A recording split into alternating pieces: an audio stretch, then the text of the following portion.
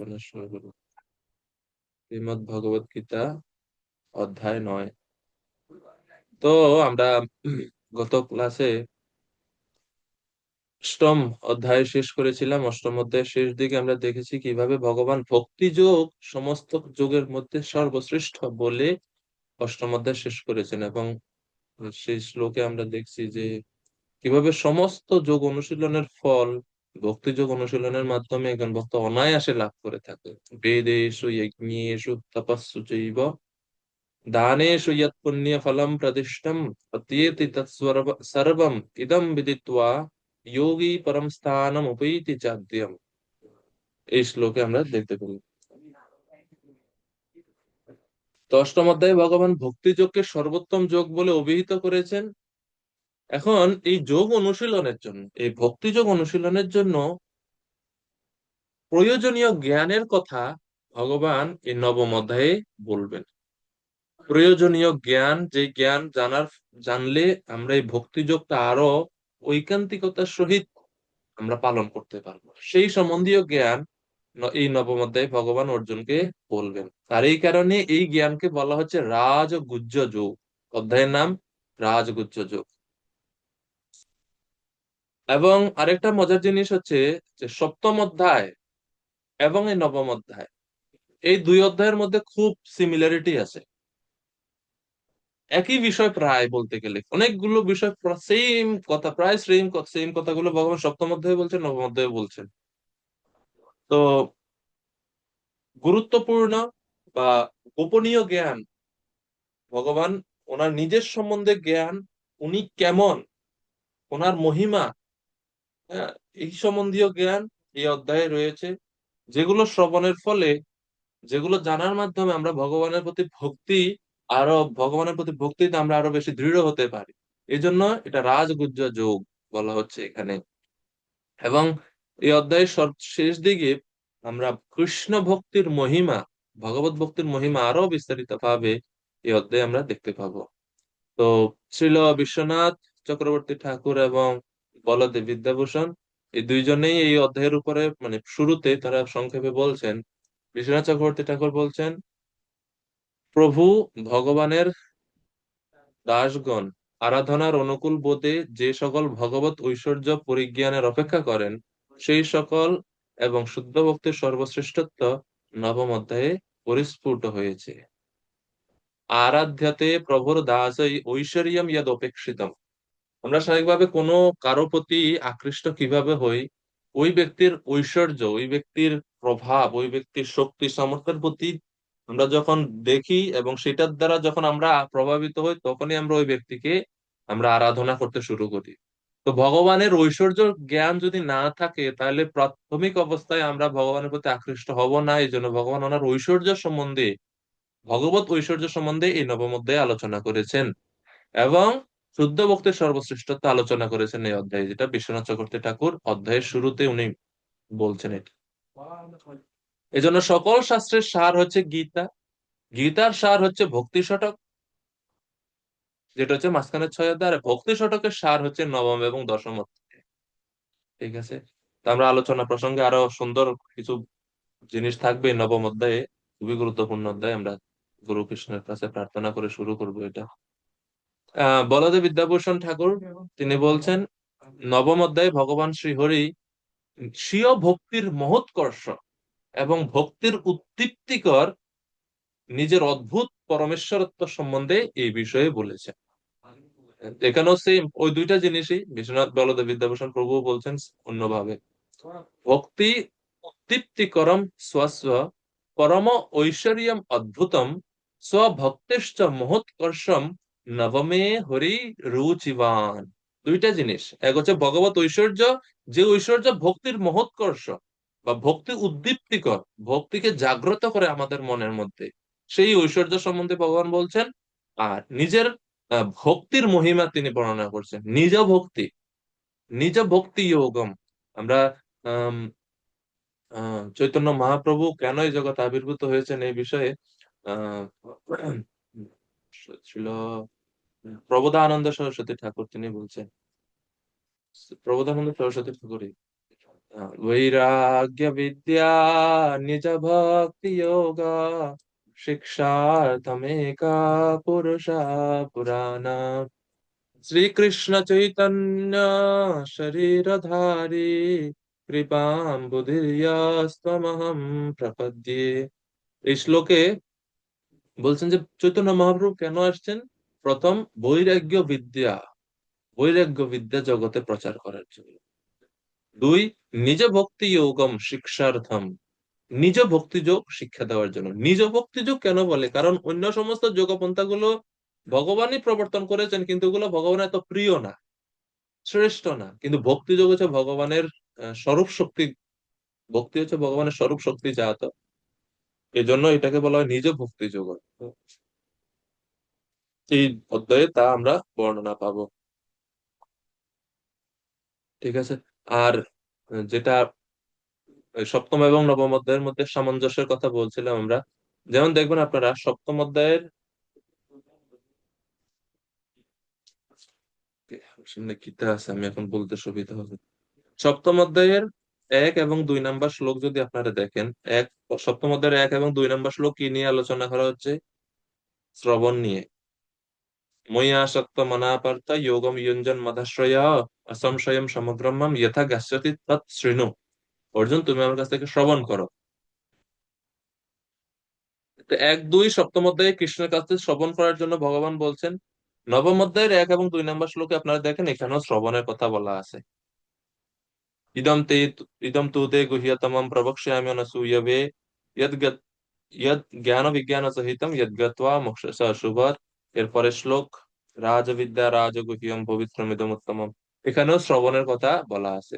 এরপরে সপ্তম অধ্যায়ে চার সপ্তম অধ্যায়ের 12 নাম্বার শ্লোক, 4 থেকে 12, যতটুক, হ্যাঁ 4 থেকে 12, এই 4 থেকে 12 নাম্বার শ্লোকে ভগবান এই জড় প্রকৃতির সঙ্গে ওনার সম্পর্কের, জড় জগতের সাথে কৃষ্ণের কি সম্পর্ক, জড় জগতের সাথে ভগবানের সম্পর্ক বিষয়ক জ্ঞান আমরা দেখলাম 4 থেকে 12 নাম্বার শ্লোকে সপ্তম অধ্যায়ে। আর এই অধ্যায়ে, নবম অধ্যায়ে 4 থেকে 10 নাম্বার শ্লোকে ভগবানের সঙ্গে জড় জগতের কি সম্পর্ক, 4 থেকে 10 নাম্বার শ্লোকে সে সম্বন্ধে বলা আছে। সপ্তম অধ্যায়ে 8 থেকে 11 নাম্বার শ্লোক, এই জগতে জগতে ভগবান শ্রীকৃষ্ণ যে সর্বব্যাপ্ত, মানে জগৎ সবকিছুর মধ্যে যে ভগবান আছে, ভগবান তার শক্তি সময় দ্বারা সর্বত্র বিরাজিত, সপ্তম অধ্যায়ের 8 থেকে 11 নাম্বার শ্লোকে আছে। নবম অধ্যায়ের 16 থেকে 19 নাম্বার শ্লোকে ভগবান যে সর্বব্যাপ্ত তা এই আলোচনা আমরা দেখতে পাই। তারপরে সপ্তম অধ্যায়ে দেবতা উপাসনা এবং কৃষ্ণ ভক্তির কথা আছে। দেবতা উপাসনা, যারা দেবতা উপাসক অন্তবত্ত ফলম তেষাম, এই শ্লোকগুলো আছে। নবম অধ্যায়ে ও 20 থেকে 28 নাম্বার শ্লোকে দেবতা উপাসক এবং কৃষ্ণ ভক্ত এই দুইয়ের মধ্যে ভেদের বা দেবতা উপাসনা সম্বন্ধে ভগবান বলছেন। এরপরে সপ্তম অধ্যায়ে নির্বিশেষবাদ, নির্বিশেষবাদীদের সঙ্গে নির্বিশেষবাদ সম্বন্ধে আলোচনা আছে। নবম অধ্যায়ে নির্বিশেষবাদ সম্বন্ধে আলোচনা আছে। নির্বিশেষবাদ বনাম কৃষ্ণ ভক্ত সপ্তম অধ্যায়ে 24 থেকে 26 নাম্বার শ্লোকে আছে। নবম অধ্যায়ে 11 থেকে 15 নাম্বার শ্লোকে আছে। তো এইভাবে আমরা দেখি যে মানে মোটামুটি আহ সপ্তম এবং মানে বিষয়বস্তুগুলো কিন্তু প্রায় সেম, মানে রিপিট হচ্ছে। তো এটা হচ্ছে আরেকটা মানে সুন্দর সামঞ্জস্য আছে। এই অধ্যায়ে মোট শ্লোক রয়েছে 34টি। প্রথম 3টি শ্লোকে ভগবান শ্রীকৃষ্ণ কর্তৃক পারমার্থিক জ্ঞান শ্রবণের মহিমা ভগবান অর্জুনকে বোঝাচ্ছেন শ্রবণ করার গুরুত্ব। তারপরে 4 থেকে 10 নাম্বার শ্লোকে ঐশ্বর্য জ্ঞান বা জড়জগতের সাথে শ্রীকৃষ্ণের সম্পর্ক ভগবান ব্যক্ত করছেন শ্লোক নাম্বার 4 থেকে 10-এ। এরপরে 11 থেকে 25 নাম্বার শ্লোকে ভগবান মহাত্মা এবং দুরাত্মা, এই দুই শ্রেণীর মানুষের সম্বন্ধে আলোচনা করছেন। যে যারা দুরাত্মা মূর্খ তারা ভক্তিকে অবজ্ঞা করে, আর যারা মহাত্মাগণ তারা ভক্তি অনুশীলন করে। তো দুরাত্মা এবং মহাত্মা সম্বন্ধে 11 থেকে 25। এরপরে 26 থেকে 34 কৃষ্ণ ভক্তির মহিমা আলোচনা করা হয়েছে। এই হচ্ছে পুরো অধ্যায়। তো চলুন আমরা শুরু করি। শ্রীকৃষ্ণ কর্তৃক পারমার্থিক জ্ঞান শ্রবণের মহিমা শ্লোক নাম্বার 1 থেকে 3-এ আলোচিত হচ্ছে। তো প্রথম শ্লোকে ভগবান বলছেন এই জ্ঞান, এই রাজগুহ্য যোগ বা এই ভক্তি যোগ সম্বন্ধীয় জ্ঞান কে লাভ করতে পারবে? তো সপ্তম ও অষ্টম অধ্যায়ে ভগবান বর্ণনা করেছেন যে কেবল ভক্তি যোগের দ্বারাই একে সহজে লাভ করা যায়। আমরা দেখেছি সপ্তম অষ্টম দুই অধ্যায়ে ভক্তি যোগ সম্বন্ধে ভগবান বলেছেন অন্য উপায়ে ভগবানকে লাভ করা যায় না। এখন এখানে ভগবানের সেই ভগবান যাকে ভক্তি যোগের দ্বারাই লাভ করা যায়, সেই ভগবানের অচিন্ত ঐশ্বর্য এবং ভক্তির অসাধারণ প্রভাব বিস্তৃত ভাবে ব্যাখ্যা করার উদ্দেশ্যে ভগবান আগে অর্জুনকে বোঝাচ্ছে, অর্জুন তুমি মনোযোগ দিয়ে শুনবে, কিন্তু কিন্তু খুবই গুরুত্বপূর্ণ গোপনীয় জ্ঞান। এবং এই জ্ঞানের লাভ, এই জ্ঞান লাভের যোগ্যতা কি এবং জ্ঞান লাভের ফল কি, এই দুইটা বিষয় সম্বন্ধে প্রথম শ্লোকে ভগবান অর্জুনকে বলছেন। ইদম তু তে গুহ্যতমম প্রবক্ষ্যাম্যনসূয়বে জ্ঞানম বিজ্ঞান সহিতাম যদ্গত্বা মোক্ষস্য শুভাৎ। অচ্যুত প্রভু, অনুবাদ পড়ুন কৃপা করে। হরে কৃষ্ণ প্রভু। প্রভু। অনুবাদ।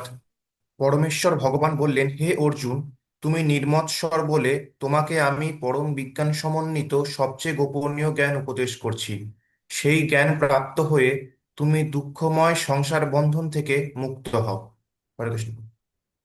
তো এই জ্ঞান গুহ্যতম জ্ঞান। দ্বিতীয় অধ্যায়ে ভগবান দেহাত্ম বুদ্ধি, দেহ এবং আত্মার সম্বন্ধীয় জ্ঞান দিয়েছেন।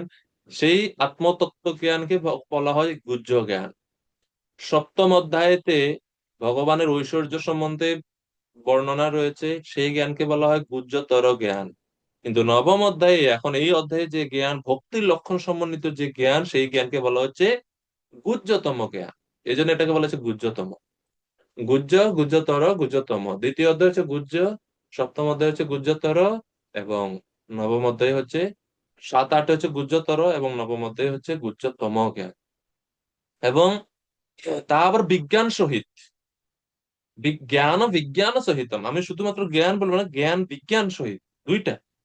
তো বিজ্ঞান সহিত কেন বলা হচ্ছে? যে যা অবসানে আমার প্রত্যক্ষ জন্মায়া দেয়, অর্থাৎ আমাকে দর্শন করার শক্তি বা সামর্থ্য প্রদান করে যে জ্ঞান। তো এই জ্ঞান ওই যারা জ্ঞান যুগী তাদের মতন জ্ঞান না।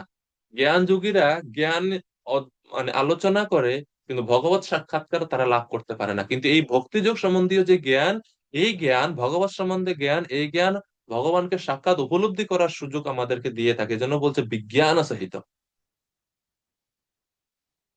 বিজ্ঞান সহিত, জ্ঞান ও বিজ্ঞান সহিত, এটা হচ্ছে। তা বলদেব বিদ্যাভূষণ প্রভু বলছেন এই জ্ঞান শব্দে কীর্তন আদির লক্ষণ ভক্তিকেই বুঝাচ্ছেন।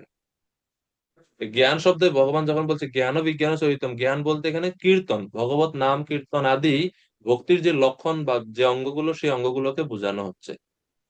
ভগবান যেহেতু ভক্তির দ্বারাই লভ্য হয়, এবং সেই জ্ঞান, সে ভগবানকে লাভ করার যে জ্ঞান, সেটা ওই জন্যই অত্যন্ত গুহ্যতমই হবে, এ বিষয়ে কোনো সন্দেহ নেই। তো শ্রীমৎ ভাগবতমে ভগবান ব্রহ্মাকে সেই এই জ্ঞান ও বিজ্ঞান, ভগবান ব্রহ্মাকে বলছেন যে ব্রহ্মাজি, জ্ঞানম পরমম গুহ্যম মে যদ বিজ্ঞান সমন্বিতম স রহস্যম তদঙ্গম চ গৃহাণ গদিতম ময়া।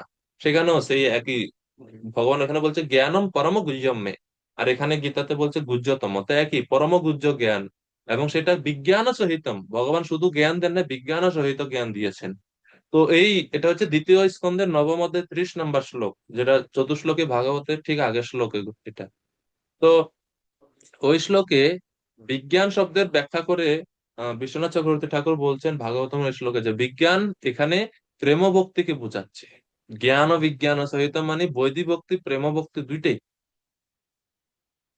ঠিক আছে, এরকম ভাবে আচার্যরা ভিন্ন ভিন্ন ব্যাখ্যা দিয়ে থাকেন। তো অর্জুনের কি বিশেষত্ব আছে, যে কেন অর্জুন এই জ্ঞান লাভ করার জন্য যোগ্য? তো ভগবান বলছেন যে তুমি যেহেতু নির্মৎসর, এই জন্য আমি তোমাকে এই বিজ্ঞান এবং অত গোপনীয় জ্ঞান আমি তোমাকে উপদেশ দিচ্ছি। তো অর্জুনের যোগ্যতাটা কি? অর্জুন হচ্ছে অনসূয়বে, মানে নির্মৎসর।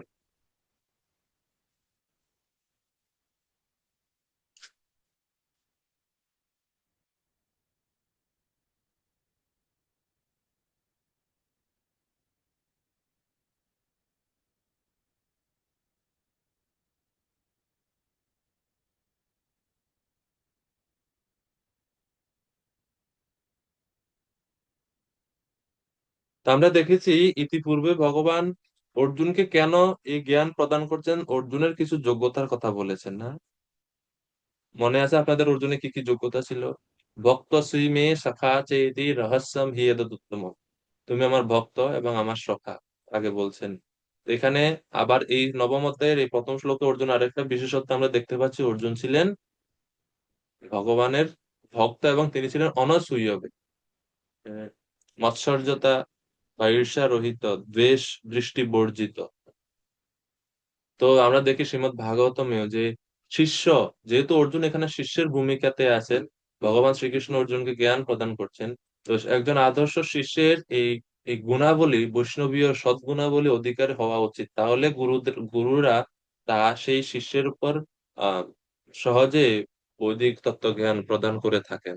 শ্রীমদ্ ভাগবতম আমরা দেখি শৌনকাদি ঋষিরা শুদ্ধ গোস্বামীর মহিমা কীর্তন করতে গিয়ে তারাও বলছেন, ব্রূয়ু স্নিগ্ধস্য শিষ্যস্য গুরুব গুহ্যমপিয়ুত। গুরুরা গুহ্য জ্ঞান সেই শিষ্যকেই দান করে যেই শিষ্য হচ্ছে স্নিগ্ধ, সৌম্য, বিনীত এবং পাপ মুক্ত, সেই রকম শিষ্যদের, ঈর্ষা মুক্ত। তো এখানে অর্জুনও সেম। তো এই জন্য ভগবান আহ অর্জুনকে এই বিশেষ গুণের কারণে শাস্ত্রে এই গুহ্যতম জ্ঞান উপদেশ প্রদান করছেন।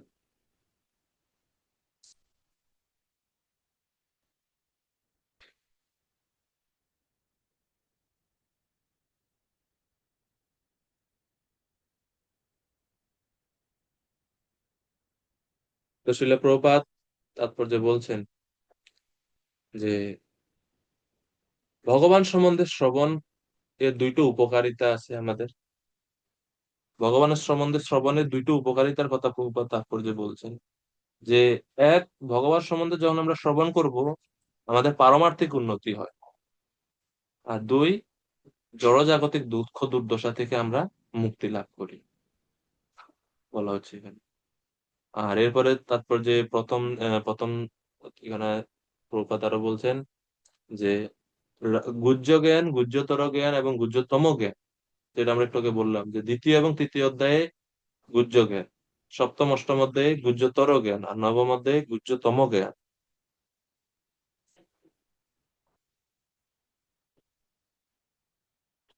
এই সম্বন্ধে ভগবান উপদেশ দিচ্ছেন এবং শৈল প্রভুপাদ এটাই ব্যাখ্যা করছেন। এরপরে প্রভুপাদ শেষ দিকে তাৎপর্য ব্যাখ্যা করছেন ইদম জ্ঞানম, বা এই জ্ঞান।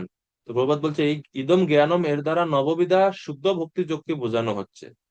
এর মাধ্যমে সমস্ত জড়কলুষ থেকে হৃদয় পরিশুদ্ধ হয়।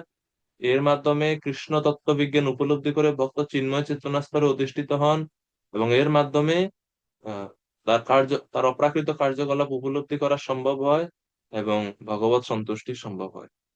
আর প্রথম দিকে তাৎপর্য প্রভুপাদ ব্যাখ্যা করছেন নির্মৎসরতাই হচ্ছে ভগবানের কথা শ্রবণের যোগ্যতা, এবং মৎসর্য বা হিংসাই হচ্ছে সমস্ত ভুল ব্যাখ্যা বা অপব্যাখ্যার মূল কারণ। এজন্য শিষ্যকে অনসূয়বে হতে হবে।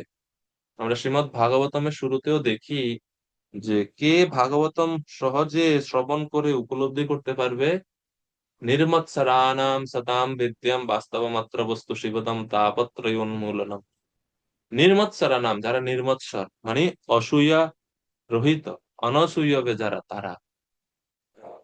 তো এখানে বর্ণনা আছে যে এখন তাহলে আমি আমার মধ্যে আমি নির্মৎসর হতে পারি না, তাহলে আমি কি ভাগবত পড়বো না? তো আচার্যরা বলছে যে কেউ ভাগবত পড়তে পড়তে পড়তে পড়তে একটা সময় আসবে যখন তিনি নির্মৎসর হয়ে যাবেন। সেই জন্য যে নির্মৎসর তার ভাগবত পড়া উচিত, আর যিনি নির্মৎসর হননি তারও ভাগবত পড়া উচিত। ভাগবত পড়লে তিনি নির্মৎসর হবে, এইরকম ভাবে বলা হয় হচ্ছে।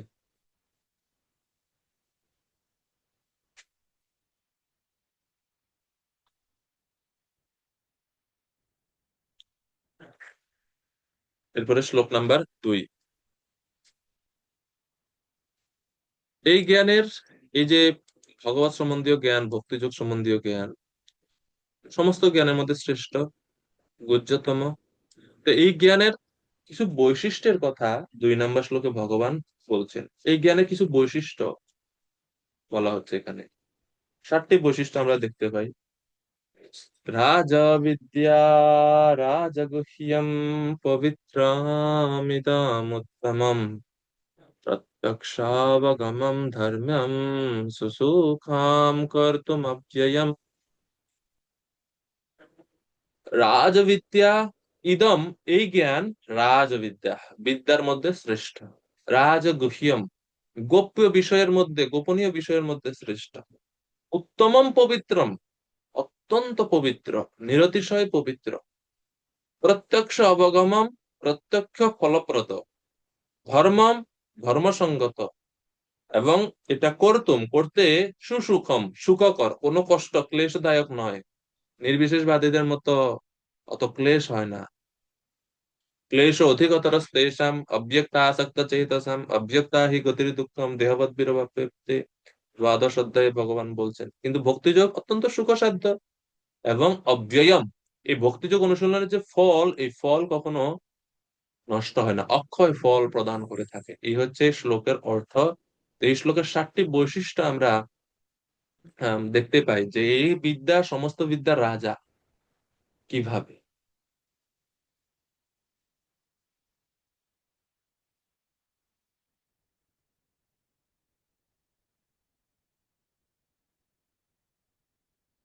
কারণ ভারতবর্ষে অনেক মুনি ঋষিরা অনেক তত্ত্ব সম্বন্ধে উপদেশ প্রদান করেছেন।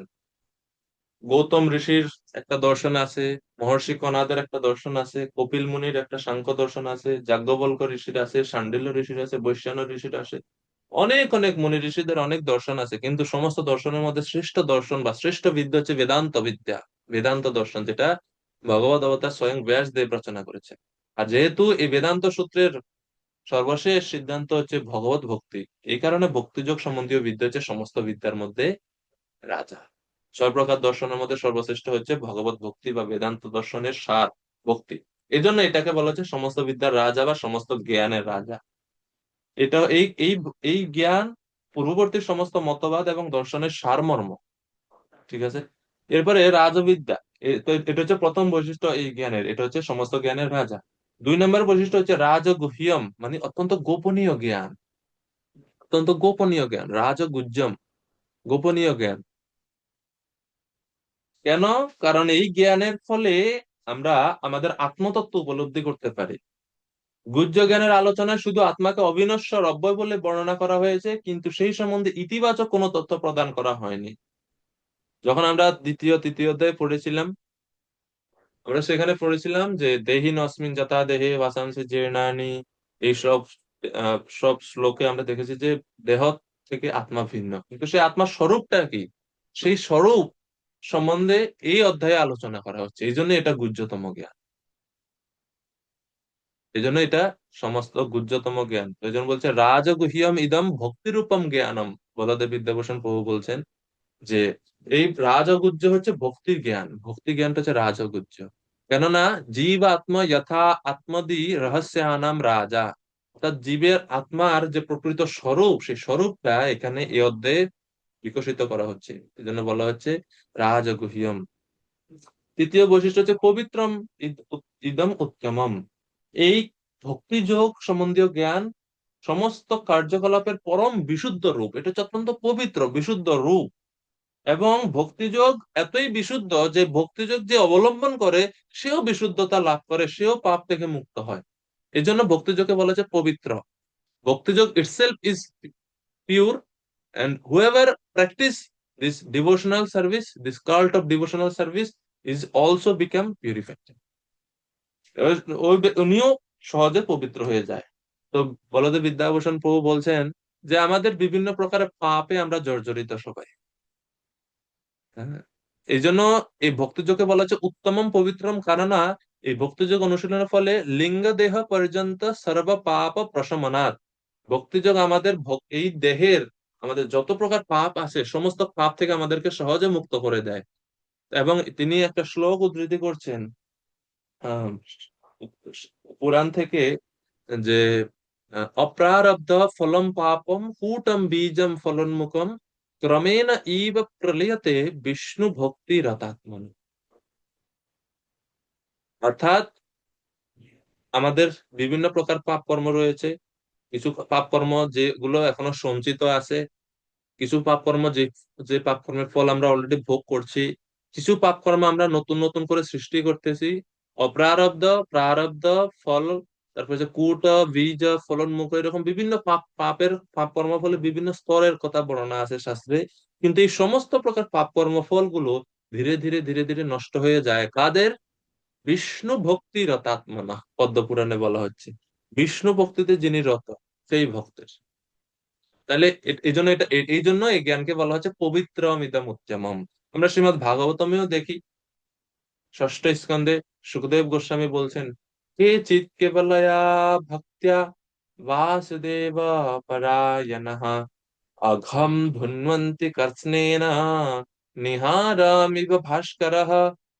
যে কেবলয়া ভক্ত্যা, কেবলয়া ভক্ত মানে শুদ্ধ ভক্তি যোগ, কেবল বাসুদেব পরায়ণ ভক্তগণ কেবল কেবলা ভক্তির দ্বারা, শুদ্ধ ভক্তির দ্বারা সমস্ত পাপকে তারা ধ্বংস করে ফেলে, সমস্ত পাপ থেকে তারা মুহূর্তের মধ্যে মুক্ত হয়ে যায়। কিরকম?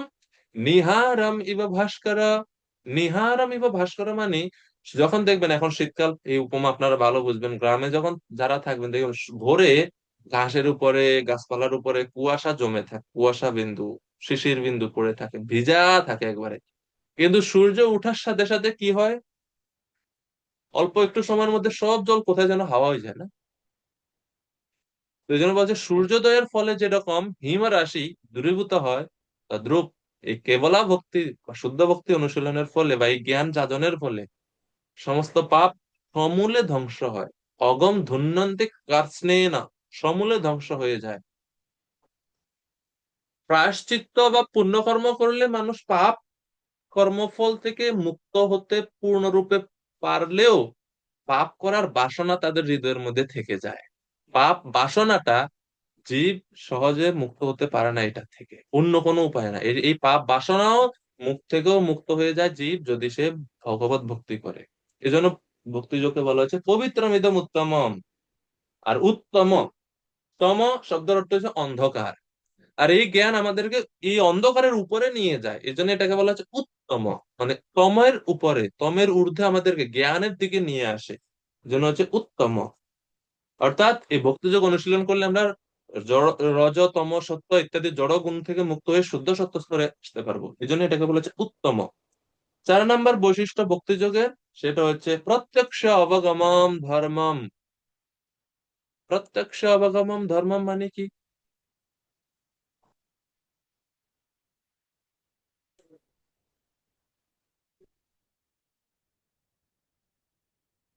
প্রত্যক্ষ অবগমন ধর্ম মানে কি? প্রত্যক্ষ অনুভূতির দ্বারা আত্ম উপলব্ধি, যেটা এখানে দেওয়া হচ্ছে। প্রত্যক্ষ অনুভূতির দ্বারা আত্ম উপলব্ধি মানে কি? স্বয়ং আত্মারাম পুরুষগণেরাও তাদের আত্মারামত্ব ত্যাগ করে কৃষ্ণ সেবার আনন্দে বা কৃষ্ণ সেবার আমত্তে তারা আকর্ষিত হয়। যেরকম আমরা ভাগবতমে দেখি, মা রামশ্চ মুনয়ো নির্গ্রন্থাপ্যুরক্রমে কুর্বন্তি অহৈতুকীম ভক্তিম ইত্থম ভূত গুণহরি। প্রত্যক্ষ অবগত হওয়া যায় এই জ্ঞানের মাধ্যমে ভগবানকে। শ্রবণ, কীর্তন ইত্যাদি ভক্তিযোগ অভ্যাস পরায়ণ ব্যক্তির সেবান্মুখ ইন্দ্রিয় সমূহে পরমেশ্বর ভগবান আবির্ভূত হন। এই জগতে সেবা করতে করতে, এই জগতে থাকা অবস্থায় ভক্ত ভগবানকে উপলব্ধি করতে পারে। এই জন্য এটাকে বলা হচ্ছে প্রত্যক্ষ অবগমন। প্রত্যক্ষ অনুভূতি করা যায় ভগবানকে, নিজের স্বরূপকে, এই ভক্তিযোগের দ্বারাতে। এই জন্য যারা আত্মারাম পুরুষ, তারাও ওই তাদের জ্ঞান মার্গ ছেড়ে তারা ভগবত সেবাতে মগ্ন হয়ে যায়। একাদশ স্কন্ধে বলছে, ভক্তি পরেশানুভব বিরক্তি অন্যত্র চেষ ত্রিক এক কাল প্রপদ্যমানস্য যথাশ্নতস্যু তুষ্টি পুষ্টি ক্ষুদ অপায়ানুঘাসম। অর্থাৎ এই শ্লোকে বোঝানো হচ্ছে যে ভগবত ভক্তির ফলে কিভাবে জীবের জড়বন্ধন মুক্ত হয় এবং একই সাথে সে ভগবানকে উপলব্ধি করতে পারে। উদাহরণ দেওয়া হচ্ছে ভোজনকারী বা একজন ব্যক্তি যিনি খাবার গ্রহণ করছে তার মাধ্যমে।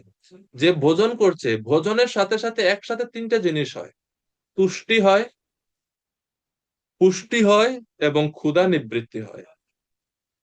তদ্রূপ যে ভগবত ভক্তিতে যুক্ত, এই রাজগুজ্জ জ্ঞান বা এই ভগবানের সেবায় যিনি যুক্ত শরণাগত পুরুষ, তিনি ভজন কাল ভজন কালে সাধন দশাতে সাধনের সঙ্গে সঙ্গে ভক্তি, পরেশানুভব এবং বিরক্তি, এই তিনটা জিনিস ওনার একসাথে হয়ে যায়। বিরক্তি মানে জড়জগতের সবকিছুর প্রতি উনি নিরাসক্ত হন, ভগবত ভক্তি অনুশীলন করেন, এবং পরেশানুভব, পর ঈশ মানে পরমেশ্বর ভগবানকে তিনি অনুভব করতে পারেন। এই জন্য এই ভক্তিকে বলা হয় প্রত্যক্ষ অবগমন। সাক্ষাৎ উপলব্ধি করতে পারবেন আপনি মৃত্যুর পরে না, এই জীবনে থাকা অবস্থাতে। ভক্তি ব্যতীত অন্য কোন সাধনে, অন্য কোন যোগপন্থায়, সাধক অবস্থায় কেউ ভগবানকে বা পরম তত্ত্বকে উপলব্ধি করতে পারে না। অষ্টাঙ্গ যোগেরাও নির্বিশেষ ব্রহ্মকে উপলব্ধি করতে পারে না। নির্বিশেষ অষ্টাঙ্গ যোগীরা পরমাত্মাকে উপলব্ধি করতে পারে না। ব্রহ্মজ্ঞান যারা ব্রহ্ম উপাসকগণ তারা নির্বিশেষ ব্রহ্মকে উপলব্ধি করতে পারে না সাধক অবস্থাতে। সাধক অবস্থাতে ভগবানকে উপলব্ধি বা ভগবানকে কিছুমাত্র উপলব্ধি সম্ভব শুধুমাত্র ভক্তিযোগ অনুশীলনে। এই জন্য ভক্তিযোগকে বলা হচ্ছে প্রত্যক্ষ অবগমম। বেদান্ত সূত্রে বলা হচ্ছে প্রকাশশ্চ, ভগবত ভক্তির হচ্ছে প্রকাশশ্চ, অর্থাৎ এটা আমাদের কাছে ভগবান প্রকাশ করে। হ্যাঁ, প্রকাশশ্চ কর্মণি অভ্যাসাদ ইতি, অর্থাৎ ভগবানের ধ্যান, ভগবত সেবা, ভগবানের অর্চন ইত্যাদি ক্রিয়ার অভ্যাস হতে ভগবান প্রকাশিত হয়ে থাকে। বেদান্ত সূত্রে ব্রহ্মসূত্রে 3.2.25 নম্বর সূত্রে এটা বলা হচ্ছে। এই জন্য বলতে প্রত্যক্ষ অবগম। ঠিক আছে, বুঝতে পারছেন আশা করি। এরপরের পয়েন্ট, এটা হচ্ছে 1 2 3 4 5, 5 নম্বর হচ্ছে ধর্মম। ধর্মম মানে হচ্ছে ধর্মের যথার্থতা বা প্রকৃত ধর্ম হচ্ছে ভগবানের সেবা করা।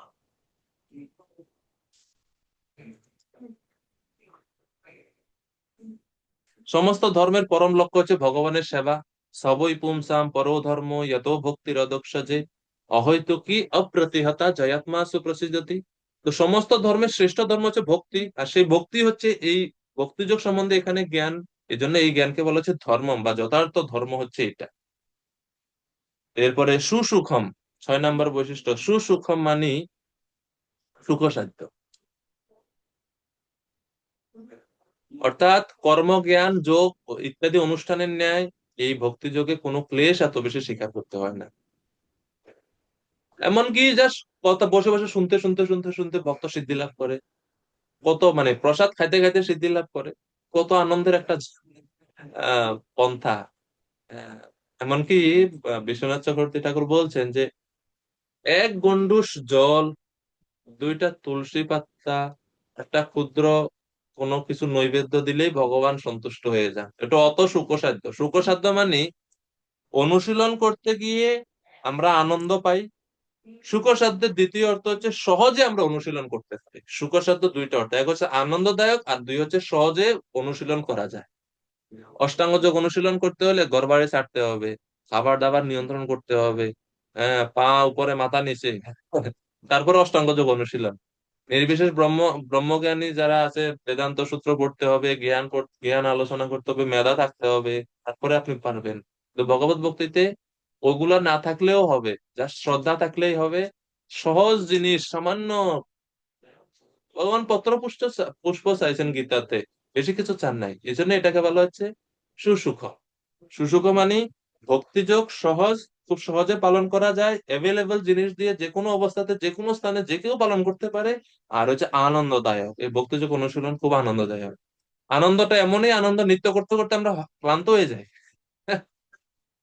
হ্যাঁ, শ্রবণ যখন মন্দিরে যখন ভক্তরা কীর্তন কীর্তন করে, নৃত্য করে, কত আনন্দ হয় না, ভগবানের কথা শুনতে হৃদয়ে কত আনন্দ হয়, আনন্দ হয়।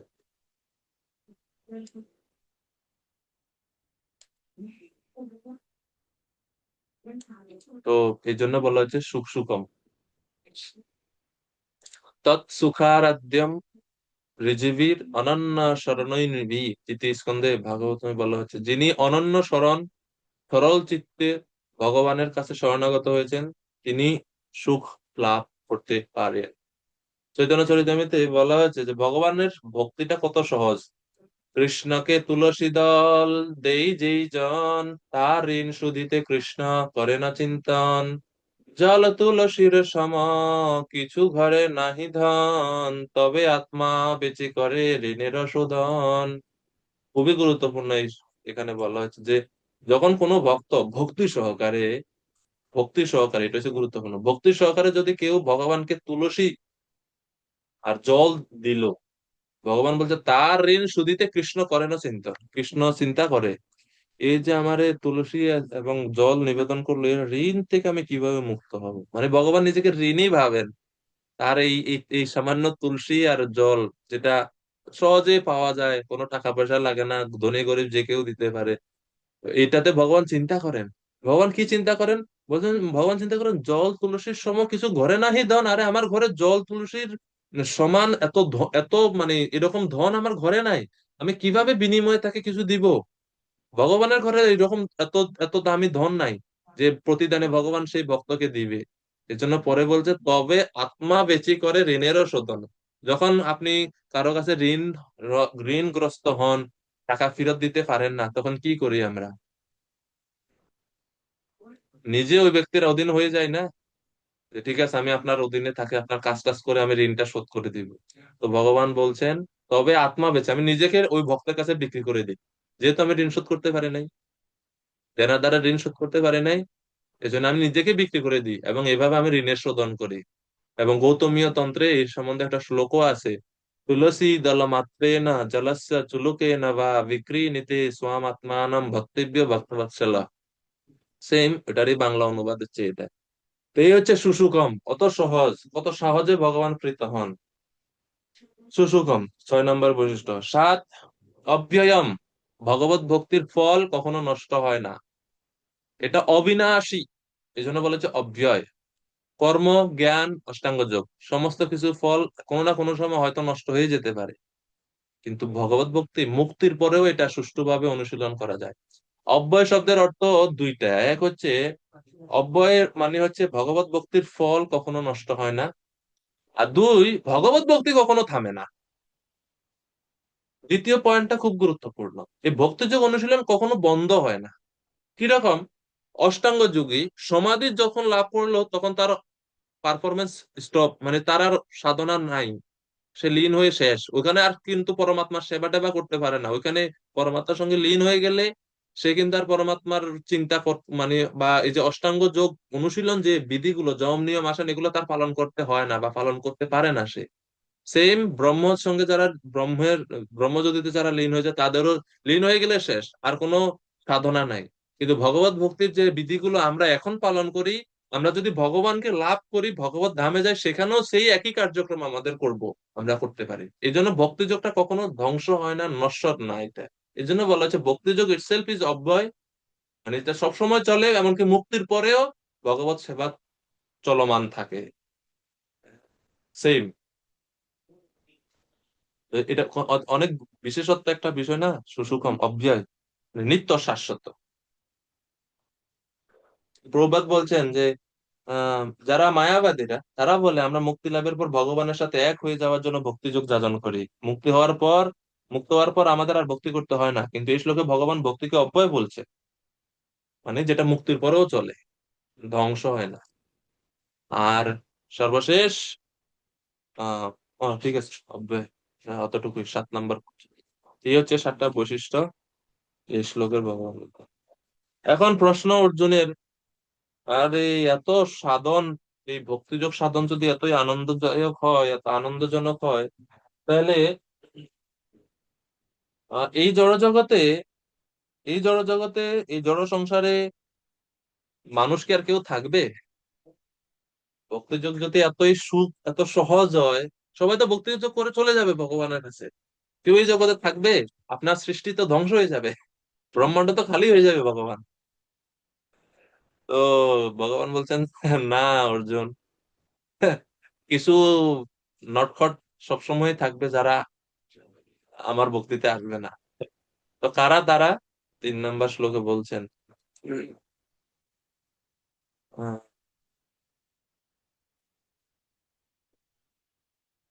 হুম, যারা শ্রদ্ধাহীন ব্যক্তি, তারা এই জগতে আটকে থাকবে। ভক্তিযোগ যদিও সুখসাধ্য, কিন্তু তারা বারবার সংসারে আসবে যারা হচ্ছে শ্রদ্ধাহীন। অশ্রদ্ধানা পুরুষা ধর্মস্য পরন্তপ অপ্রাপ্য মাম নিবর্তন্তে মৃত্যু সংসার বর্তমনি। প্রাণ গৌর প্রভু, কৃপা করে অনুবাদ করুন। হরে কৃষ্ণ, দণ্ডবত প্রণাম প্রভু শ্রীচরণে। প্রভু। হে পরন্তপ, এই ভগবত ভক্তিতে যাদের শ্রদ্ধা উদিত হয়নি, তারা আমাকে লাভ করতে পারে না। তাই তারা এই জড়জগতে জন্ম মৃত্যুর পথে ফিরে আসে। হরে কৃষ্ণ। এই জ্ঞান লাভের প্রথম যোগ্যতা হচ্ছে শ্রদ্ধা। শ্রদ্ধা যদি না থাকে এই জ্ঞান কেউ লাভ করতে পারে না। আর এই জন্য ভগবান বলছেন অশ্রদ্ধা ধানা পুরুষা ধর্মস্য পরন্তপ। এই ধর্ম, এই এই পরম ধর্ম তারা লাভ করতে পারে না, কারণ হচ্ছে তাদের অশ্রদ্ধা।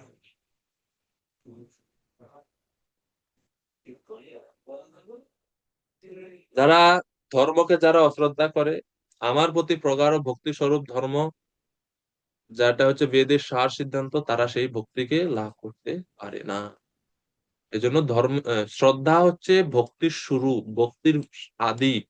শ্রদ্ধাই হচ্ছে ভক্তির মূল বীজ, এবং ভক্তির দ্বারাই ভক্তবৎসল ভগবানকে লভ্য লাভ করা যায়। চৈতন্য চরিতামৃতে এই শ্রদ্ধা সম্বন্ধে বলছে, শ্রদ্ধাবান জন হয় ভক্তি অধিকারী, উত্তম মধ্যম কনিষ্ঠ শ্রদ্ধা অনুসারী। ভক্ত যে তিনটা ক্যাটাগরি, উত্তম ভক্ত, মধ্যম ভক্ত, কনিষ্ঠ ভক্ত, এই তিনটা ক্যাটাগরি নির্ধারণ হয় শ্রদ্ধার উপরে। যার যত বেশি শ্রদ্ধা তার ভক্তি তত বেশি উন্নত। যে যত বেশি ভগবান, শ্রদ্ধা শব্দে বিশ্বাস, শ্রদ্ধা মানে হচ্ছে বিশ্বাস, ভগবানের প্রতি বিশ্বাস, ভগবানের ভক্তদের প্রতি বিশ্বাস, ভগবানের বাণী বা শাস্ত্রের প্রতি বিশ্বাস, ভক্তি যোগের উপর বিশ্বাস। এই জিনিসগুলোর উপর যদি বিশ্বাস থাকে কারো, তাহলে আমরা বুঝবো যে তিনি শ্রদ্ধাবান। শ্রদ্ধাবান কারে আমরা বলি? যে শাস্ত্রকে বিশ্বাস করে, যে ভক্তের কথাকে বিশ্বাস করে, যে ভগবানের উপর বিশ্বাস করে, যে ভক্তি যোগের অঙ্গগুলোকে বিশ্বাস করে। এই চারটা জিনিসের উপর বিশ্বাস থাকলে আমরা বুঝি যে এই শ্রদ্ধাবান। আমরা বলি না শ্রদ্ধাবান ভক্ত, এখনো ভক্ত হয় না শ্রদ্ধাবান। কিভাবে বুঝি শ্রদ্ধাবান? মনোযোগ দিয়ে শুনতেছে। কিভাবে বুঝি শ্রদ্ধাবান? জপ করার আগ্রহ জানাচ্ছে। কিভাবে বুঝি শ্রদ্ধাবান? প্রসাদ পাচ্ছেন শ্রদ্ধা সহকারে। হ্যাঁ, এই হচ্ছে শ্রদ্ধার লক্ষণ। আর এই শ্রদ্ধা মানি ধীরে ধীরে সে উন্নত হবে। উন্নত ভক্ত, প্রেমী ভক্ত, তার 100% শ্রদ্ধা। আমরা নবীন ভক্ত, 1% হয়েছে হয়েছে কিনা সন্দেহ আছে। সবকিছু শ্রদ্ধার উপর ভিত্তি করে। এই জন্য ভগবান বলছেন শ্রদ্ধাবান লভতে জ্ঞানম তৎপরঃ সংযিতেন্দ্রিয়। তো শ্রদ্ধা হচ্ছে সবকিছুর মূল।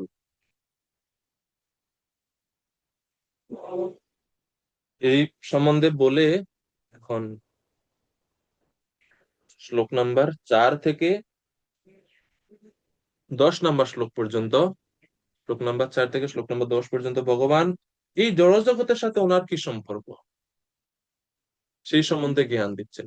জড়জগতের সাথে কৃষ্ণের সম্বন্ধীয় জ্ঞান, কৃষ্ণ কিভাবে জড়জগতের সাথে সম্পর্কিত। ঐশ্বর্য জ্ঞান বলা হয় এটাকে। ঐশ্বর্য জ্ঞান, যেহেতু এটা জগতের সৃষ্টির সঙ্গে সম্পর্কিত, এই জন্য এটাকে বলা হচ্ছে ঐশ্বর্য। আর যখন ভগবান তার স্বীয় ভক্তদের, ব্রজবাসীদের সঙ্গে যখন কোনো লীলা করেন, সেই জ্ঞান বা সেই লীলাকে বলা হয় মাধুর্য জ্ঞান। আর এই জড়জগতের সাথে সম্পর্কিত যে কৃষ্ণের যে সম্বন্ধিত জ্ঞান, এটাকে বলা হচ্ছে ঐশ্বর্য জ্ঞান।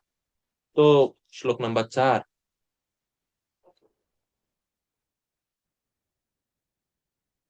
এখন জ্ঞান দিচ্ছি, এটা হচ্ছে জ্ঞান।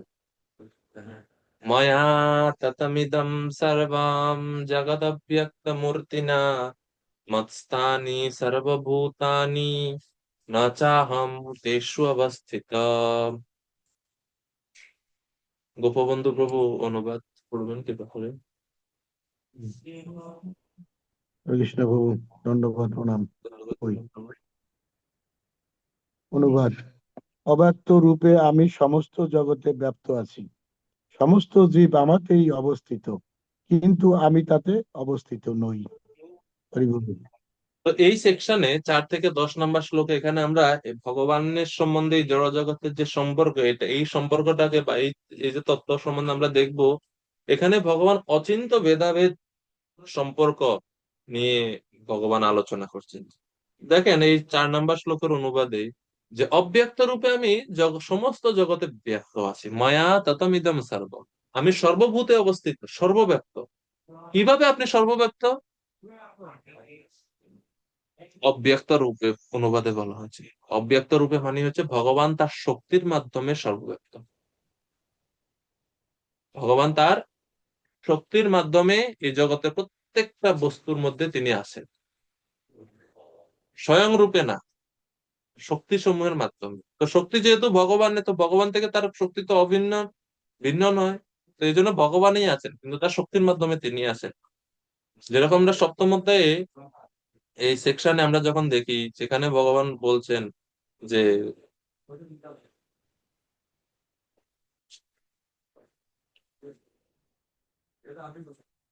एतद् योनिनि भूतानि सर्वाणि तुपधारय अहम कृष्णस्य जगतः प्रभव प्रलयस्तथा मत्तः परतरम नान्यत् किंचिदस्ति ধনঞ্জয়। বা আরো যে শ্লোকগুলোতে সপ্তম অধ্যায়ে ভগবান সেখানেও বলছেন যে কিভাবে ভগবান সর্বত্র অবস্থান করেন। তো কিভাবে ভগবান সর্বত্র অবস্থান করেন? তার শক্তি সমূহের দ্বারা। রস অপ্সু কৌন্তেয় প্রভাস্মি সূর্য ইত্যাদি শ্লোকে। এবং অব্যক্ত রূপে তিনি থাকেন এই জন্য সমস্ত জগতে, অব্যক্ত রূপে ব্রহ্মস্বরূপে সর্বত্র সর্বত্র তিনি ব্যস্ত, ব্যাপৃত ভাবে থাকেন। এরপরে বলছে মতস্থানি সর্বভূতানি, সর্বভূতে যা কিছু আছে তা আমাতে অবস্থান করে। এর দ্বারা ভগবান নিজেকে গর্ভদক্ষায় বিষ্ণু রূপে ইঙ্গিত করছেন, বা এই শ্লোকের দ্বারাতে গর্ভদক্ষায় বিষ্ণুকে বোঝাচ্ছে। কেননা গর্ভদক্ষায় বিষ্ণু থেকেই তো এই জগৎ, উনি প্রবেশ করার কারণে এই জগতের সব অ্যাক্টিভিটিস শুরু হয়েছে। এবং প্রতিটি প্রলয়ের পর কি হয়, সমস্ত ব্রহ্মাণ্ডে এই জগতে যা যা কিছু আছে সবকিছু কার মধ্যে প্রবেশ করে? গর্ভদক্ষায় বিষ্ণুর মধ্যে প্রবেশ করে। এই জন্য বলছে মতস্থানি সর্বভূতানি, সমস্ত জীব আমাতেই অবস্থিত, আমাতেই অবস্থান করছে তারা, কিন্তু ন চাহম তেষু অবস্থিত, আমি আবার তাদের মধ্যে অবস্থান করছি না। তো যখন এখানে ভগবান বলছেন অহম, অহম বলতে এখানে ভগবান নিজের স্বরূপকে ইঙ্গিত করছেন, মানে কৃষ্ণ স্বরূপকে ইঙ্গিত করছেন। ওখানে আবার ওই অহম শব্দ দ্বারা গর্ভদক্ষায় বিষ্ণুকে ইঙ্গিত করেননি। তো এইভাবে ভগবান সমস্ত জায়গাতে আছেন, সবকিছু ভগবানের মধ্যে আছেন, আবার তিনি কোনো কিছুর মধ্যে নাই। আশা করি বুঝতে পারছেন আপনারা, যখন ভগবান বলেন আমি সর্বত্র আছি, এটা হচ্ছে ভগবান তার শক্তিকে বোঝাচ্ছে, যে আমার শক্তি সমূহের দ্বারা, আমার অন্তরঙ্গা এবং বহিরঙ্গা শক্তি বা উৎকৃষ্ট প্রকৃতির নিকৃষ্ট প্রকৃতির দ্বারা আমি সব জায়গাতেই আছি। এরপরে যখন বলছেন সবকিছু আমার মধ্যে আছে, এর দ্বারা ভগবান বোঝাচ্ছেন ওনার বিষ্ণু স্বরূপকে, গর্ভদক্ষায় বিষ্ণু, ক্ষীরোদক্ষায় বিষ্ণু রূপে। গর্ভদক্ষায় বিষ্ণুর মধ্যে সব আছে, বা কারণদক্ষায় বিষ্ণুর মধ্যে সমস্ত ব্রহ্মাণ্ড একবারে যখন মহাপ্রলয় হয় সবকিছু ভগবানের শরীরে প্রবেশ করে। এই জন্য সবকিছু ভগবানের মধ্যেই আছে, বিষ্ণু স্বরূপ। আর যখন শেষে ভগবান বলছেন ন চ অহম তেষু অবস্থিত, আমি কোনো কিছুর মধ্যে অবস্থান করি না, সেটা হচ্ছে ভগবান নিজের স্বরূপে, স্বয়ং স্বরূপের কথা বলছেন, যে কৃষ্ণ রূপে আমি কোথাও নাই। মানে আমার এই রূপে আমি আমার ধামে আমার ভক্তদের সঙ্গে লীলা করছি, আমি এই সৃষ্টি আদি কার্যে স্বয়ং রূপে আমি নিজেকে যুক্ত করি না, আমি আমার শক্তিগুলোর দ্বারাতে এটা করে থাকি। তো ভগবানই করেন, শক্তির মাধ্যমে করেন। এই যে একটা সম্পর্ক, এটাকেই বলা হচ্ছে চিন্ত ভেদাভেদ। তিনি আছেন, আবার তিনি নাই।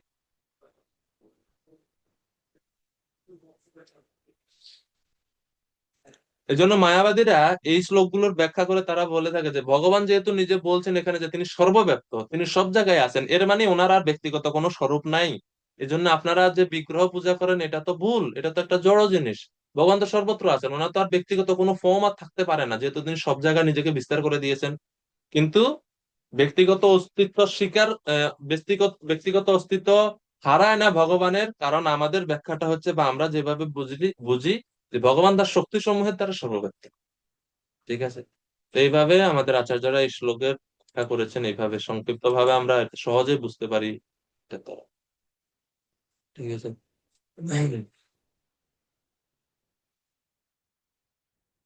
5 নম্বর শ্লোক।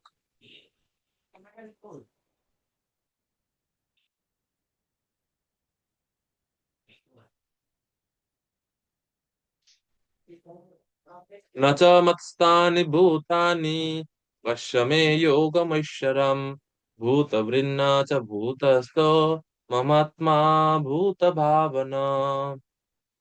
বিনামৃদা মাতাজি অনুবাদ করেন শ্লোকের।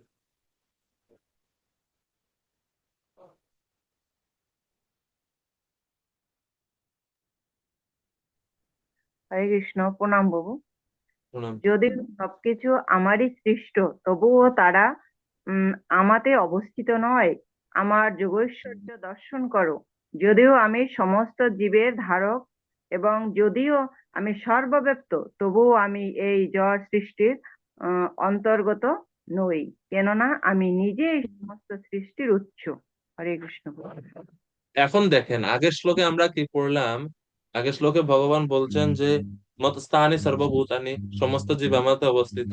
কিন্তু এই শ্লোকে এসে ভগবান আবার এটাকে বলছেন ন চ মতস্থানি ভূতানি। পুরা বিপরীত কথা। 4 নম্বর শ্লোকে ভগবান বলছেন মতস্থানি সর্বভূতানি, প্রাণীরা আমাতে অবস্থান করে, সমস্ত প্রাণী আমাতে অবস্থিত। কিন্তু 5 নম্বর শ্লোকে এসে আবার বলছেন ন চ মতস্থানি ভূতানি, অর্থাৎ যদিও সবকিছু আমারই সৃষ্টি কিন্তু তারা আমাতে অবস্থিত নয়। এটাও এখন এটা কেমনে বুঝবো আমরা? এই পরে এই জন্য ভগবান বলছেন পশ্যমে যোগম ঐশ্বরম। অর্জুন, এটাই হচ্ছে আমার ঐশ্বর্য, এটাই হচ্ছে আমার ঐশ্বর্য জ্ঞান, এটাই হচ্ছে আমার বিভূতি।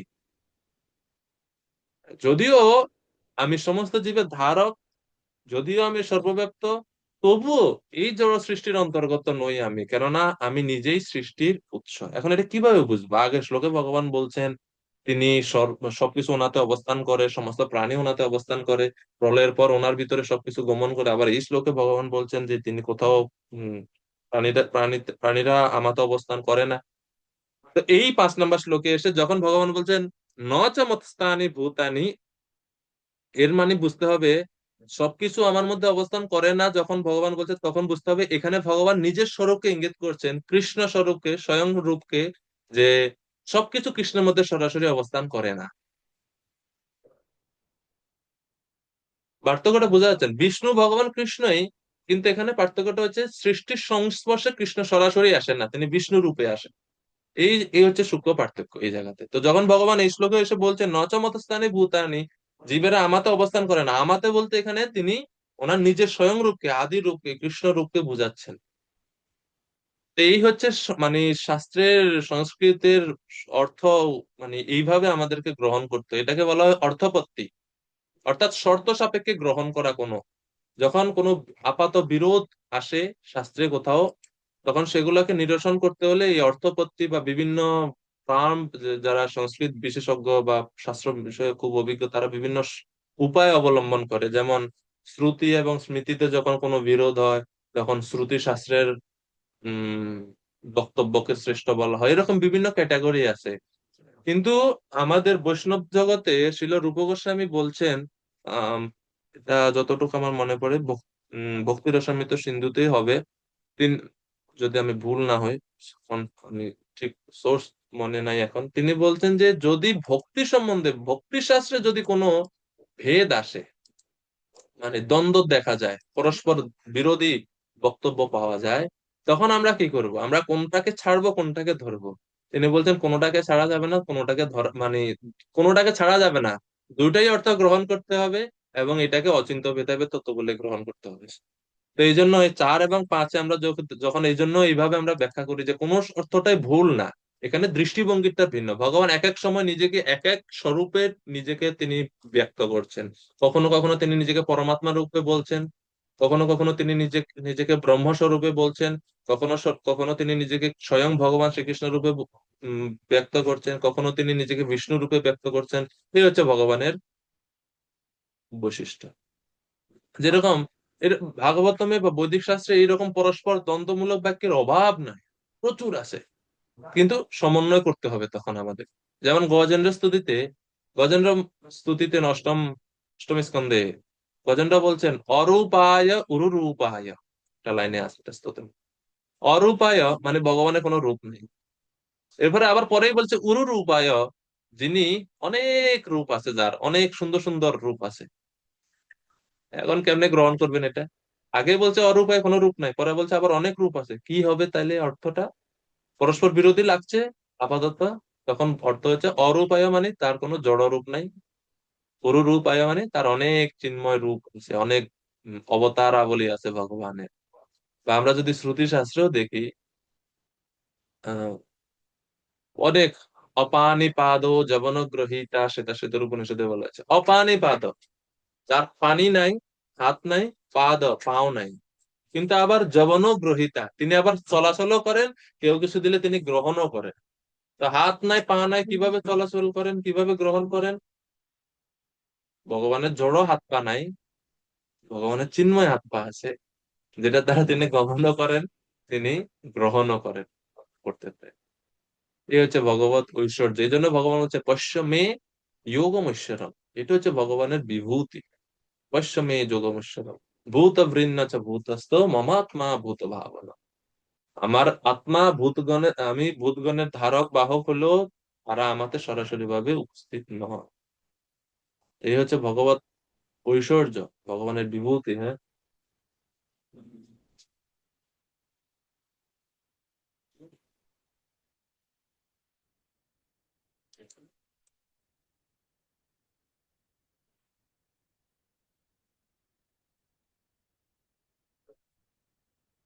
চৈতন্য চরিতামিতে এই শ্লোকগুলোর অনুরূপ ভাবে বলা হচ্ছে, আমি তা জগতে বসি, জগত আমাতে, না আমি জগতে বসি, না আমা জগতে, অচিন্তা ঐশ্বর্য এই জানি হয় আমার, এই তো গীতার অর্থ কইল পরচার। মানে এই সেম এই শ্লোকগুলোরই বাংলা পয়ারে, যে আমি তো জগতে বসি, জগৎ আমাতে, আমি জগতে আছি, জগৎ আমার মধ্যে আশ্রয় করে আছে।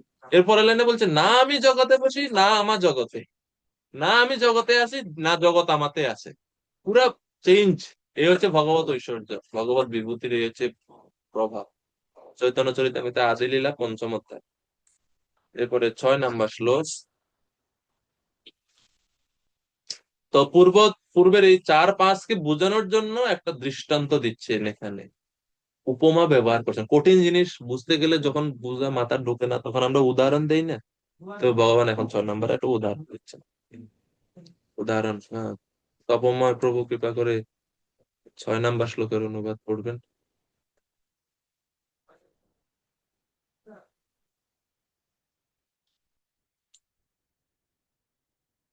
এখন হ্যাঁ, ঠিক আছে। ধন্যবাদ। হরে কৃষ্ণ। অবগত হও যে অবগত হও যে মহান বায়ু যেমন সর্বত্র বিচরণশীল হওয়া সত্ত্বেও সর্বদা আকাশে অবস্থান করে, তেমনি সমস্ত সৃষ্ট জীব আমাতে অবস্থান করে। হরে কৃষ্ণ। তো ভগবান এখন এই উপমা দিচ্ছেন আকাশের উপমা, যে বায়ু যেমন সর্বত্র বিচরণশীল হওয়া সত্ত্বেও আবার আকাশে অবস্থান করে, তেমনি সমস্ত সৃষ্ট জীব আমাতে অবস্থান করে।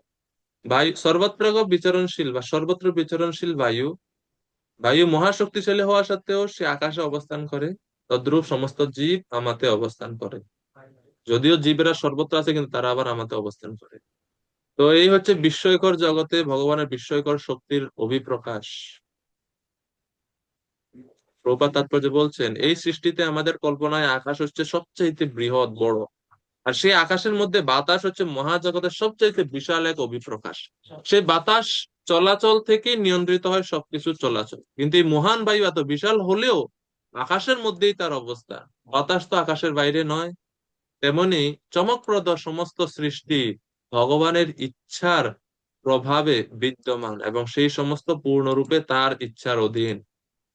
যেমন আমরা বলে থাকি, পরম পুরুষোত্তম ভগবানের ইচ্ছা ছাড়া একটি গাছের পাতাও নড়ে না। এভাবে সবকিছু তার ইচ্ছা অনুসারে সাধিত হয়। তো এই হচ্ছে ভগবানের ঐশ্বর্য। শ্লোক নাম্বার 7 এবং 8। এভাবে ভগবান তার যোগ ঐশ্বর্যের কথা বললেন।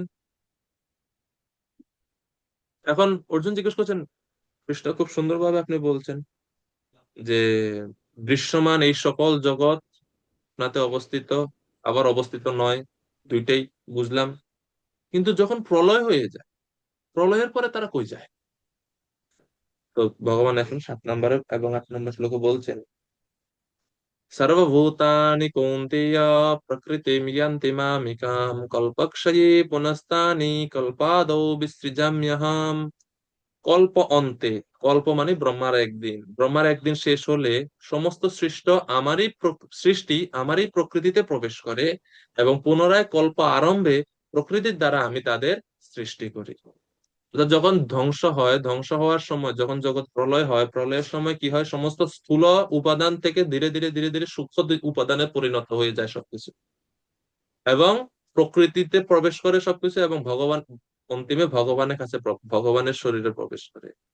আর যখন কল্প আরম্ভে, মানে ব্রহ্মার দিনের শুরুতে, আবার সূক্ষ্ম থেকে সবগুলো স্থূল রূপে ফিরে আসে। তো সৃষ্টিতত্ত্বে এটার সুন্দর বর্ণনা পাওয়া যায় যে কিভাবে উপাদানগুলো, জড় উপাদানগুলো সূক্ষ্ম থেকে স্থূল হয়, এবং ধ্বংসের সময় স্থূল থেকে ধীরে ধীরে সূক্ষ্মে পরিণত হয়।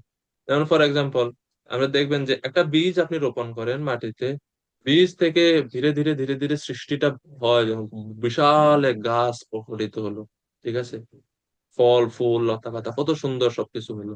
এখন যখন ধ্বংসের সময় আসে, গাছ কেটে দেন, কাটলে কি হয়, এই স্থূল থেকে আবার সবকিছু সূক্ষ্ম হয়ে যাবে। সূক্ষ্ম কিভাবে হয়? মাটিতে যদি ফেলে রাখেন বা পুড়িয়ে ফেলেন, এই স্থূল এত বড় গাছ একটু ছাইয়ে পরিণত হবে, মাটিতে মিশে যাবে, মানে এই যে গাছ ছিল কোনো হদিস পাবেন না, ওটা মাটি পরিণত হয়ে যাবে। যেভাবে জাস্ট আমরা একটা উদাহরণ দিলাম যে কিভাবে সূক্ষ্ম থেকে স্থূল হয়, ছোট থেকে বড় হয়, আজ বড় থেকে ছোট হয়েছে এরকম ভাবে। এবং এগুলো সবগুলো হয় ভগবানের ইচ্ছা অনুযায়ী, ভগবানের অধীনে, স্বাধীন কিচ্ছু হয় না। নম্বরে ভগবান বলছে ভগবানের ইচ্ছাই হচ্ছে সবকিছুর মূল। প্রকৃতিম স্বাম অবষ্টভ্য, এই জড়া প্রকৃতি আমাকে আশ্রয় করে আছে, প্রকৃতি স্বাধীন নয়, আমার আশ্রয় আছে সে। বিসৃজামি পুনঃ পুনঃ, বারবার তার সৃষ্টি হয়, সে ধ্বংস হয়, সৃষ্টি হয় ধ্বংস হয়, এই যে যে কাজ হচ্ছে সবকিছু আমার ইচ্ছায়। অবসম প্রকৃতি বসা, আমার ইচ্ছায় এই সবগুলো অন্তকালে নষ্ট হয়, আবার সৃষ্টির সময় শুরু হয়। ভগবান থেকে সবকিছু, ভগবানের অধীনে সবকিছু হয়ে থাকে। তো এই হচ্ছে ভগবত ঐশ্বর্যের ভগবান এভাবে বর্ণনা করলেন অর্জুনকে।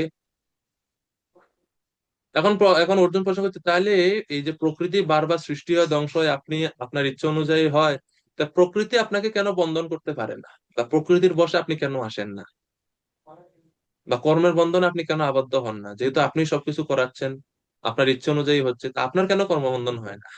9 নম্বর শ্লোকে ভগবান বলছেন যে হে ধনঞ্জয়, সেই সমস্ত কর্ম আমাকে আবদ্ধ করতে পারে না। আমি সেই সমস্ত কর্মে অনাসক্ত এবং উদাসীনের ন্যায় অবস্থান করি বা অবস্থিত থাকি। তো কর্ম আমাকে আবদ্ধ করতে পারে না কেন? কারণ আমি তো কর্মের প্রবর্তক, কর্মগুলো সৃষ্টিই করেছি আমি। এই জগতে আমরা কেউ কর্ম সৃষ্টি করতে পারি না, কর্ম ভগবান সৃষ্টি করেছেন। আর এই জন্য, আর যেহেতু ভগবান হচ্ছে অনাসক্ত এবং উদাসীন, এই জন্য তাকে কোনো কর্মফল স্পর্শ করতে পারে না। আর বেদান্ত সূত্রে এই জন্য ব্রহ্মসূত্রে বলা হচ্ছে নিগৃণ বৈষম্য নৈগৃণ্য নহ, অর্থাৎ আহ, আমার পরম তত্ত্ব স্বরূপে বৈষম্য এবং নিগৃণ্য নাই, বৈষম্য নিগৃণ্য নাই, বা পাপ তাকে কখনো স্পর্শ করতে পারেন না। ভগবান কখনো বৈষম্য রাখেন না, বৈষম্য মুক্ত কর্মে তিনি উদাসীন হয়ে অনাসক্ত ভাবে অবস্থান করেন, এর জন্য কর্মফল তাকে স্পর্শ করতে পারে না। এই জগতে আমরাও যদি এরকম আহ, মানে অনাসক্ত ভাবে কর্ম করি, তাহলে তো কর্মফল থেকে আমরা মুক্ত থাকি, যেটা আমরা তৃতীয় চতুর্থ অধ্যায়ে গীতার মধ্যে দেখেছি। অনাসক্ত বিষয়ান যথার্থম উপযুঞ্জত, রূপ গোস্বামী বলেছেন। তো ভগবান অনাসক্ত ভাবে সবকিছু করে থাকে। ঔদাসীন্যের দ্বারা কর্তৃত্ব সিদ্ধ হয় না, সেজন্য বলছেন উদাসীনের ন্যায়, তিনি উদাসীনের মতো থাকেন। উদাসীন মানে কি? উদাসীন যেমন বিবদমান, অর্থাৎ পরস্পর বিরুদ্ধ দুঃখ শোক আদির দ্বারা সংশ্লিষ্ট বা প্রভাবিত হন না যিনি, ভগবানও সেই রূপেই অবস্থিত থাকেন। শ্রীমৎ ভাগবতমে আমরা দেখতে পাই, ভাগবতমে চতুর্থ স্কন্ধে 11 অধ্যায়ে সৈব বিশ্বম সৃজতি স বা অবতি হন্তি চ তথাপি হি অনহংকার নজ্জতে গুণ কর্মভি। তিনি বিশ্ব সৃজতি সৃষ্টি করেন, অবতি পালন করেন, হন্তি ধ্বংস করেন, তথাপি তারপরেও হি অনহংকার, তারপরেও তিনি অহংকার শূন্য, নজ্জতে গুণকর্মবি, তিনি গুণ এবং কর্মের দ্বারা প্রভাবিত হন না। এবং চৈতন্য চরিতামৃত এর প্রমাণ দিয়ে বলা হচ্ছে, প্রকৃতি সহিতে তার উভয় সম্বন্ধ, তথাপি প্রকৃতির সহ নাহি স্পর্শ গন্ধ। তিনি প্রকৃতির দ্বারা জগৎ সৃষ্টি করেন, সবকিছু করেন, কিন্তু প্রকৃতির সাথে ওনার স্পর্শ গন্ধ নাই, কোনো কিছু নাই। চতুর্থ অধ্যায়ে ভগবান বলছেন নমাম কর্মাণি লিম্পন্তি ন মে কর্মফলে স্পৃহা ইতি মাম ইয়ো অভিজানাতি কর্মবীর ন স বধ্যতে। আমি কর্মে লিপ্ত থাকলেও কর্ম আমাকে প্রভাবিত করতে পারে না, কর্মফলের আকাঙ্ক্ষা আমি করি না। এই হচ্ছে রাজা আইন প্রণয়ন করে, কিন্তু সেই আইনের অধীন রাজা নয়। তো জগতে একজন রাজার যদি এরকম প্রভাব থাকে, তাহলে যিনি পরমেশ্বর ভগবান ওনার ক্ষেত্রে কি বল। তো এই হচ্ছে ভগবানের বৈশিষ্ট্য। তো 10 নম্বর শ্লোক ভগবান বলছেন, আমার অধ্যক্ষতার দ্বারা এই জড় জগৎ সবকিছু, প্রকৃতি সবকিছু করে থাকে, প্রকৃতি স্বাধীন নয়। 10 নম্বর শ্লোকে ময়াধ্যক্ষেণ প্রকৃতি সুয়তে সচরাচরম হেতুনানান হেতুনানেন কৌন্তেয় জগৎ বিপরিবর্ততে।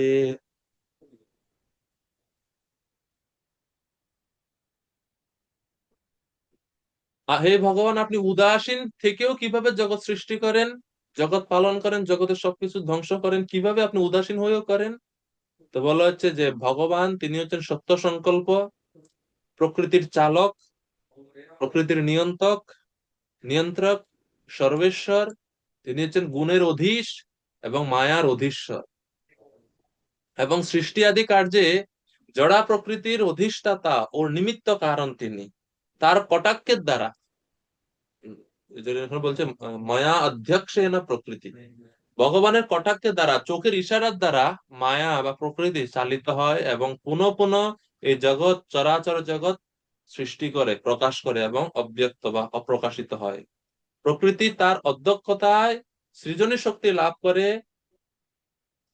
ভগবানের পরিচালনা থেকে বা ভগবানের অধীনে থেকে। শ্বেতাশ্বেতর উপনিষদে বলছে এক দেব সর্বভূতেষু গূঢ় সর্বব্যাপী সর্বভূতান্তরাত্মা কর্মাধ্যক্ষ সর্বভূতাদিবাস সাক্ষী চিতা কেবল নির্গুণশ্চ। যে ভগবান, পরমেশ্বর ভগবানের অধিষ্ঠান ব্যতীত প্রকৃতি সৃষ্টি ক্রিয়া সম্পাদন করতে পারে না। পরমেশ্বর ভগবানের অধিষ্ঠানের ফলেই সৃষ্টি বিষয়ে প্রকৃতি সক্রিয় হতে পারে, এবং ভগবানের সান্নিধ্যের ফলেই সে শক্তি পায়। ভগবান এই জন্য উদাসীন এবং ভগবানের কর্তৃত্ব দুইটাই একই সাথে অবস্থান করে, মানে ভগবানই করেন আবার ভগবান উদাসীন। কেন? কারণ ভগবান সরাসরি যেহেতু করেন না, প্রকৃতিকে তিনি পরিচালনা করেন, প্রকৃতি করে।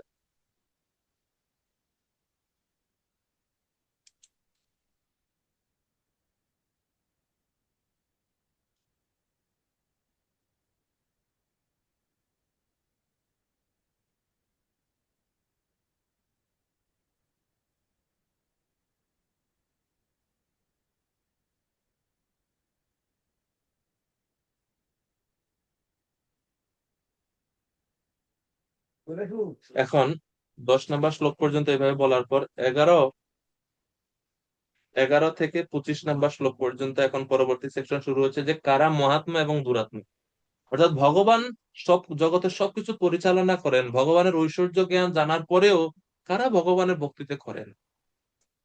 তো 11 নম্বর শ্লোকে ভগবান বলছেন যে কিছু মূর্খ মানুষ আছে যারা আমার ভজনা করে না, আমাকে জেনেও তারা আমার ভজনা করে না। তো 11 এবং 12 এই দুই শ্লোকে ভগবান তাদের সম্বন্ধে বলছেন যারা ভগবানকে অবজ্ঞা করে। মায়া সরি অবজানন্তি মাম মূঢ়া মানুষীম তনুমাশ্রিতম পরম ভাবমজানন্ত মম ভূত মহেশ্বরম। অর্জুন প্রশ্ন করছেন যে আপনি যদি পরমেশ্বর ভগবানই হন, প্রকৃতি আপনার অধীন, গুণ আপনার অধীন, মায়া আপনার অধীন, সবকিছু আপনার অধীন, আপনি শ্রেষ্ঠ, তা কেন তারপরে এই জগতে কেউ কেউ আপনার শ্রেষ্ঠত্ব স্বীকার করে না? তো এই জন্য ভগবান এই শ্লোকে বলছেন অবজানন্তি মাম মূঢ়া, যারা মূঢ় তারা আমাকে অবজ্ঞা করে, তারা আমাকে জানে না। অবজানন্তি, জানন্তি মানে জানে, অবজানন্তি মানে জানে না, অজানন্ত। হ্যাঁ, অজানন্ত বা জানে না, তারা আমাকে অবজ্ঞা করে, মূঢ়রাই আমাকে অবজ্ঞা করে। কি মনে করে তারা? তারা মনে করে মানুষের তনুমাশ্রিত, আমি এখন মানুষ হয়ে গেছি, সাধারণ একজন মানুষে পরিণত হয়ে গেছি। যখন ভগবান আসেন এই জগতে বিভিন্ন রূপ ধারণ করে, যখন ভগবান মনুষ্য রূপে আসেন, তখন এই মূঢ়রা তারা মনে করে ভগবান এখন তো ভগবান নাই, উনি তো এখন মানুষ হয়ে গেছে। যেরকম সপ্তম অধ্যায়ে আমরা দেখেছি, সপ্তম অধ্যায় 24 নম্বর শ্লোকে অব্যক্তম ব্যক্তি মাপন্ন মন্যন্তে মাম অবুদ্ধয় যারা অবুদ্ধয় বুদ্ধিহীন, তারা আমাকে মনে করে যে আমি আগে নির্বিশেষ ছিলাম, এখন আমি ব্যক্তিত্ব পরিগ্রহ করেছি, এরপরে আমি আবার নির্বিশেষ হয়ে যাব। এটা হচ্ছে ওই শ্রেণীর অবুদ্ধয় যারা বুদ্ধিহীন তাদের কাজ। এই জন্য বলছে পরম ভাব অজানন্ত মম ভূত মহেশ্বরম, তারা আমার পরম ভাব সম্বন্ধে অবগত নয় বা আমার প্রকৃত স্বরূপ সম্বন্ধে তারা অবগত নয়, তারা আমাকে সর্বভূতের মহেশ্বর বলে জানে না। তো এই জন্য বলছে জানন্তি, অজানন্তি, অবজানন্তি, তিনটা বিষয় আছে, তিন শ্রেণীর মানুষ আছে। জানন্তি মানে যারা ভগবান সম্পর্কে জানে, যেরকম চতুর্থ অধ্যায় 9 শ্লোকে ভগবান বলছে জন্ম কর্ম চ মে দিব্যম এবং যো ব্যক্তি তত্ত্বতঃ, তত্ত্বগত ভাবে জানেন ভগবানকে, তারা জড় জগতের বন্ধন থেকে মুক্ত হয়, তারা হচ্ছে জানন্তি।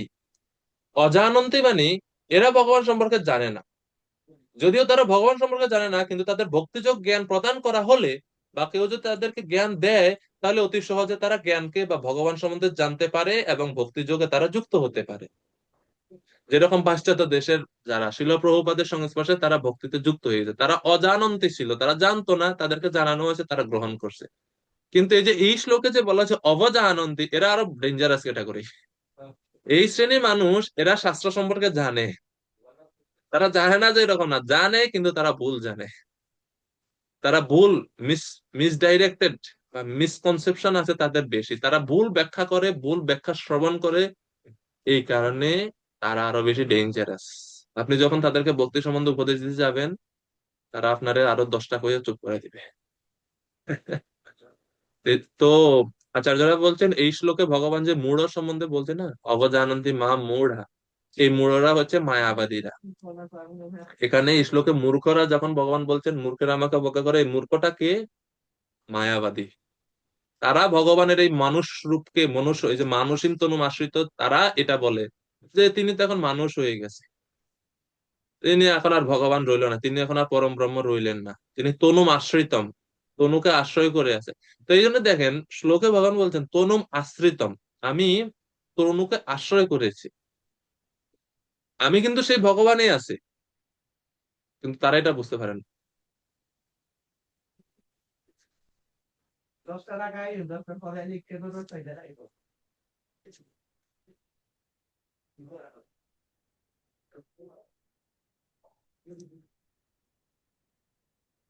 কিন্তু আমরা শাস্ত্রে দেখতে পাই যে ভগবানের সর্বত্র ভগবানের বিগ্রহকে চিন্ময় বলে বলা হয়েছে।